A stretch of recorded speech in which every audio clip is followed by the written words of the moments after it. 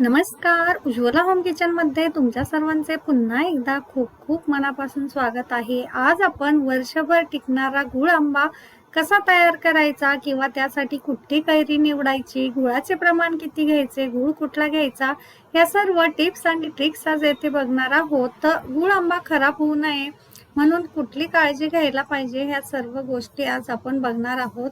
चला तर मग वेळ न घालवता सुरुवात करूया आजच्या चटपटीत रेसिपीला. रेसिपी शेवटपर्यंत नक्की बघा.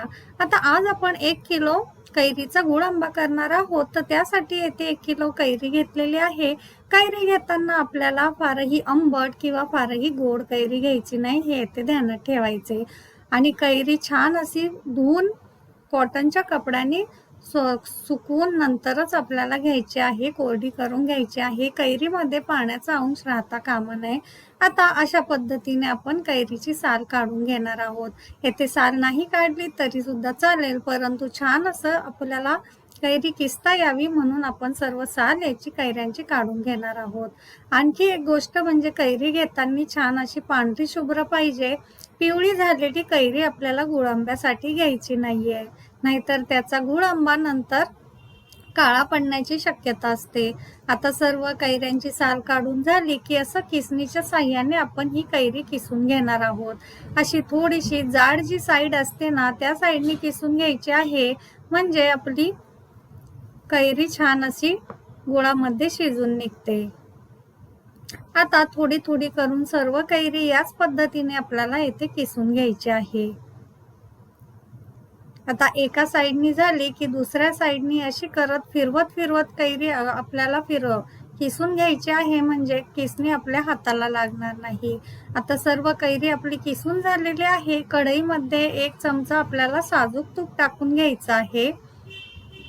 आता येथे गूळ आंबा खराब होऊ नये यासाठी आपण येथे 4 ते 5 लवंगा आणि 2 इंच आपण दालचिनीचा तुकडा यामध्ये टाकलेला आहे.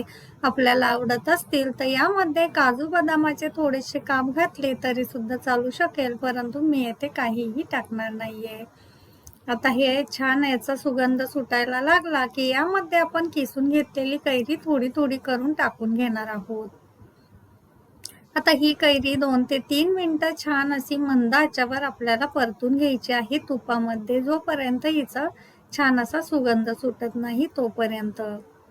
आता 3 ते 4 मिनिटं झालेली आहेत. आपली कैरी छान अशी वाफेवर थोडीशी शिजून निघालेली आहे. आता या स्टेजवर आपण येथे 750 ग्रॅम गूळ घेतलेला आहे. मी येथे नॅचरल गूळ घेतलेला आहे. आपण दुसरा कुठलाही गूळ वापरला तरी सुद्धा चालू शकेल, किंवा गुळाऐवजी साखर वापरायची असेल तरी सुद्धा याच प्रमाणात, म्हणजे 750 ग्रॅम साखर आपल्याला येथे वापरावी लागेल. आता गूळ आपला पूर्ण मेल्ट झालेला आहे, म्हणजे वितळलेला आहे. आता 2 ते 3 मिनिटं अजून याला आपल्याला शिजू द्यायचं आहे. गुळाचा छान एकतारी पाक होईपर्यंत आपल्याला हे मिश्रण शिजवून घ्यायचं आहे, म्हणजे छान असं आपलं कैरी सुद्धा यामध्ये शिजून निघेल आणि जो तयार होणारा आपला गुळ आंबा आहे तो छान असा भरपूर दिवस वर्षभर टिकेल, खराब होणार नाही.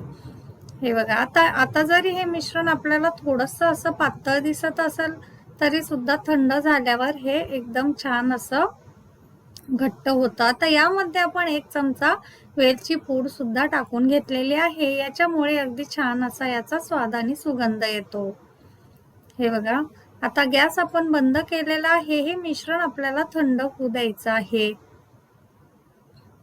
या स्टेजला आपण गॅसवरून कढई लगेचच खाली ठेवून घ्यायची आहे, नाहीतर नंतर आपला जो गूळ आंबा आहे तो जास्त घट्ट होतो. हे बघा, आपण बघू शकतात किती छान असा आपला गूळ आंबा बनवून तयार झालेला आहे. आता ह्याला आपण थंड होण्यासाठी ठेवून देऊया. आता गूळ आंबा आपला थंड झालेला आहे. आपण कन्सिस्टन्सी बघू शकतात किती छान अशी आलेली आहे आणि किती ग्लोसी आपला गूळ आंबा तयार झालेला आहे. रसरशीत असा, तोंडी लावण्यासाठी हा अतिशय टेस्टी असा लागतो. आणि कैरीचं सीझन संपण्या अगोदर नक्की ही रेसिपी ट्राय करा आणि कशी झाली कमेंटमध्ये मला नक्की सांगा. जर ही रेसिपी तुम्हाला आवडली असेल तर आपल्या चॅनलला लाईक, शेअर आणि सबस्क्राईब करायला अजिबात विसरू नका, म्हणजेच असे येणारे छान छान आणि सोपे व्हिडिओ तुम्हाला बघायला मिळेल. पुढची कुठली रेसिपी तुम्हाला बघायला आवडेल हे सुद्धा कमेंट करून सांगायला विसरू नका. धन्यवाद.